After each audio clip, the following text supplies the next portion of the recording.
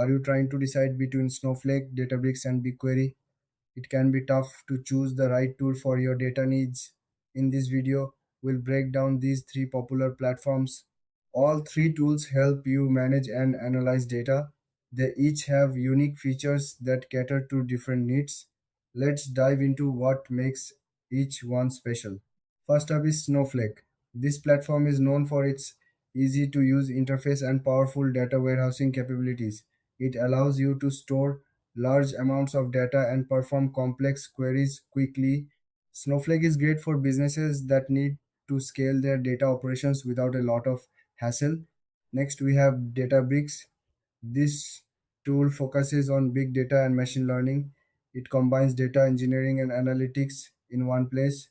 Databricks is ideal for teams that want to work collaboratively on data projects, especially when using Apache Spark. It's perfect for those looking to dive deep into data science.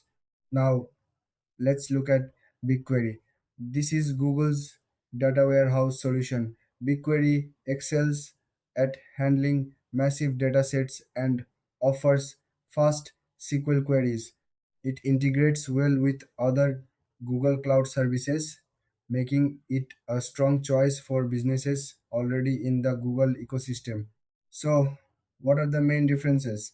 Snowflake is best for data warehousing, Databricks shines in machine learning and big data. BigQuery is all about speed and integration with Google services. When it comes to features, the Snowflake offers flexibility in storage and compute. Databricks provides collaborative notebooks for data teams. BigQuery stands out with its serverless architecture and cost effective pricing. Speaking of pricing, Snowflake and BigQuery charge based on usage, while Databricks has a subscription model. This means costs can vary based on how much you use the tools.